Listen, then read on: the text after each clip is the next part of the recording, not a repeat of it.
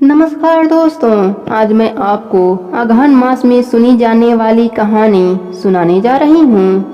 प्रेम से बोलिए कृष्ण भगवान की जय हो। बात द्वापर युग की है। भगवान श्री कृष्ण की लीला काल का समय था। गोकुल में एक मोर रहता था। वह नित्य प्रति भगवान के लीलाओं को देखता था और प्रभु की कृपा पाना चाहता था। वह मोर भगवान के द्वार पर जाकर डेरा डाल लिया और भगवान के नाम की रट लगाने लगा। जब भी भगवान भीतर बाहर आते जाते मोर गोविंद गोविंद गोपाल गोपाल रटता रहता। ऐसे ही करते करते साल बीत गए, परंतु भगवान का ध्यान उस पर ना गया। एक दिन वह काफी निराश हो गया और रोने लगा। उसी समय वहां से एक मैना उड़ती हुई जा रही थी कि उसकी नजर उस रोते हुए मोर पर पड़ी। वह उसके पास आई और मोर से रोने का कारण पूछा। मैना ने कहा, मैं बहुत हैरान हूँ कि भगवान कृष्ण के द्वार पर कोई रो रहा है। मोर ने कहा कि मैं पिछले 1 साल से इस छलिए के द्वार पर बैठा हूँ। मैं इनकी कृपा दृष्टि चाहता हूँ, पर इन्होंने मुझे एक बार भी नहीं देखा। इसलिए आज निराश होकर मेरी आंखों से अश्रु निकल आए। मैना ने कहा, तुम चिंता मत करो, मैं श्री राधे जी के बरसाने जा रही हूँ। वह बड़ी दयालु हैं। तुम मेरे साथ बरसाने चलो, वह तुम पर अवश्य कृपा दृष्टि करेंगी। दोनों बरसाने की ओर चल पड़े। राधा रानी के द्वार पहुँचते ही मैना ने राधे राधे बोलना शुरू कर दिया, परंतु मोर तो राधे रानी के द्वार पर भी पहुंचकर अपने प्रिय को नहीं भूल पाया और वहां भी बोला, हे गोविंद, हे गोपाला। मोर के मुख से गोविंद का नाम सुनते ही राधा रानी दौड़ी आई और मोर को अपने हृदय से लगा लिया और पूछा, हे मोर, तू कहाँ से आया है? तब मोर बोला, जय हो राधा रानी की। आज तक सुना था कि आप करुणामयी हो, परंतु आज देख भी लिया। राधा रानी बोली, वह कैसे? तब मोर ने कहा, मैंने एक बार आपके द्वार पर आकर गोविंद को आवाज लगाई और कृपा बरसाने दौड़ी चली आई। और एक वे हैं मेरे श्री कृष्ण। पिछले 1 वर्ष से द्वार पर पड़ा कृष्ण कृष्ण कह रहा हूँ। आना तो दूर, एक नजर भर देखा भी नहीं। तब राधा रानी ने कहा, अरे नहीं, मेरे कृष्ण ऐसे नहीं हैं। अब तुम जाओ और जाकर फिर से उनके द्वार पर आवाज लगाओ, परंतु इस बार राधे राधे बोलना। मोर ने राधा रानी की बात मानी और तुरंत वहां से गोकुल आ गया और आते ही रट लगाने लगा, राधे राधे।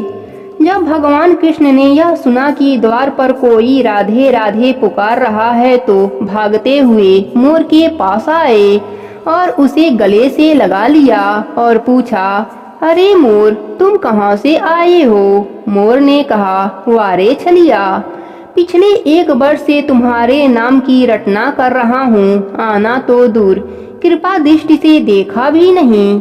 जल की एक बूंद ना पिलाई और आज श्री राधे जी का नाम सुनते ही दौड़े चले आए। भगवान श्री कृष्ण बोले, अरे मोर, बातों में मत उलझा, पूरी बात बता। तब मोर ने कहा, पिछले काफी समय से आपके द्वार पर खड़ा आपके नाम का रट लगा रहा हूँ, किंतु आपने कोई ध्यान नहीं दिया, तो मैं बरसाने श्री राधे जी के धाम चला गया। और इस तरह मोर ने सारा वृतांत भगवान को सुना दिया। तब भगवान श्री कृष्ण बोले, तुम मेरे द्वार पर थे, तुम्हें मैं जल की एक बूंद ना पिला पाया, यह मैंने पाप किया है। और राधा नाम लेकर तूने मुझे पा लिया, यह तेरा सौभाग्य है। तेरे मुख से राधा नाम निकला, तू बड़ा बड़भागी है। इसलिए मैं तुझे यह वरदान देता हूँ कि जब तक यह सृष्टि रहेगी, तेरा पंख सदैव मेरे शीश पर विराजमान रहेगा और जो भी भक्त राधा का नाम लेगा वह मेरे लोक में स्थान प्राप्त करेगा, साथ ही मेरे कृपा का पात्र रहेगा। प्रेम से बोलिए राधा रानी की जय हो, कृष्ण भगवान की जय हो। एक समय की बात है, एक नगर में एक सेठ सेठानी रहते थे। उनका कोई संतान नहीं था। भगवान की कृपा से उनके घर में धन धान की कोई कमी नहीं थी। सेठानी भगवान विष्णु की अटूट भक्त थी। रोज उनकी पूजा सेवा किया करती, उन्हें भोग लगाती, उसके बाद ही खुद भोजन करती थी। पर सेठ को सेठानी का दिन रात पूजा करना बिल्कुल पसंद नहीं था। बच्चा ना होने से वह बहुत दुखी रहते थे। एक दिन सेठ ने नाराज होकर सेठानी को घर से निकाल दिया। सेठानी ने बहुत विनती करी पर सेठ नहीं माना। अब सेठानी सोचने लगी अब कहाँ जाऊं, और वह जंगल की ओर चल दी। जंगल में देखा वहाँ 4 आदमी मिट्टी खोदने का काम कर रहे हैं। सेठानी उनसे बोली, मैं घर से भटक गई हूँ, रहने का कोई ठिकाना नहीं है, तो मुझे कोई काम दे दो। उन्हें सेठानी पर दया आ गई और उन्होंने उसे काम पर रख लिया। अब सेठानी दिन रात भगवान का नाम जपती और मिट्टी खोदती। कभी कभी भगवान भी इंसान का परीक्षा लेते हैं। इस समय सेठानी का परीक्षा का था।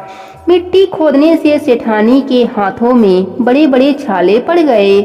तेज गर्मी में काम करने से सर के बाल भी उड़ गए। उनकी ऐसी हालत देखकर वह 4 आदमी बोले, बहन, लगता है कि तुम अच्छे घर की हो, तुम्हें काम करने की आदत नहीं है। तुम यह काम रहने दो और हमारे घर काम कर लिया करो।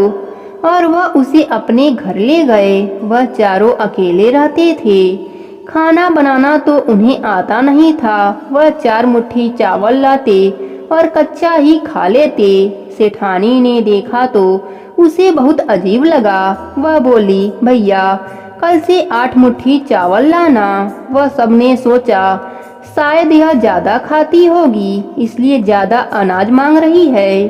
अगले दिन वह 8 मुट्ठी अनाज लेकर आए। सेठानी ने बढ़िया भोजन बनाया, भगवान विष्णु को भोग लगाया, फिर सभी को खाने को दिया।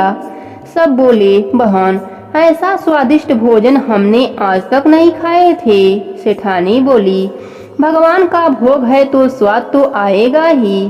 अब 4 आदमी सगी बहन की तरह सेठानी का ख्याल रखते। अब सेठ के घर में सेठानी के जाने के बाद बुरा समय आ गया।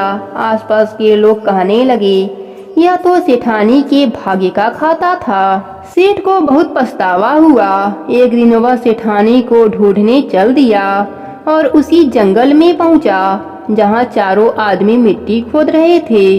सेठ उन्हें देखकर बोला, भाई, मुझे भी कोई काम दे दो। उन्होंने सेठ जी को भी काम पर रख लिया।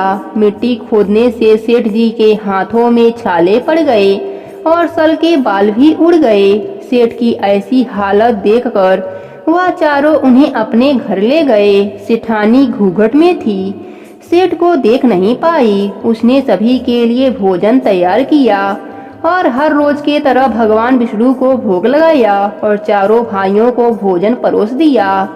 जब सेठ को भोजन परोसने लगी तब भगवान विष्णु ने उसका हाथ पकड़ लिया। सेठानी बड़ी हैरान हो गई। 4 भाई बोले, बहन, भोजन क्यों नहीं परोस रही हो? वह बोली, मैं कुछ नहीं कर रही हूँ, मेरा हाथ तो भगवान विष्णु ने पकड़ रखा है।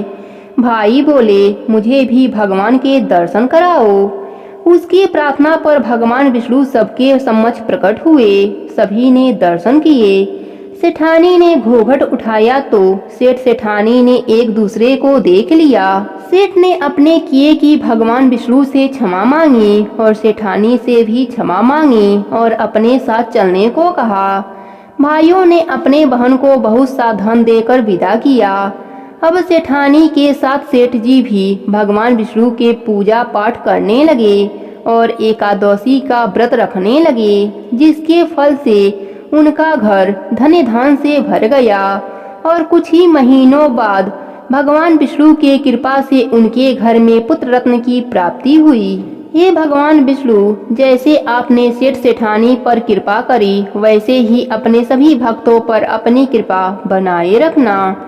प्रेम से बोले विष्णु भगवान की जय हो।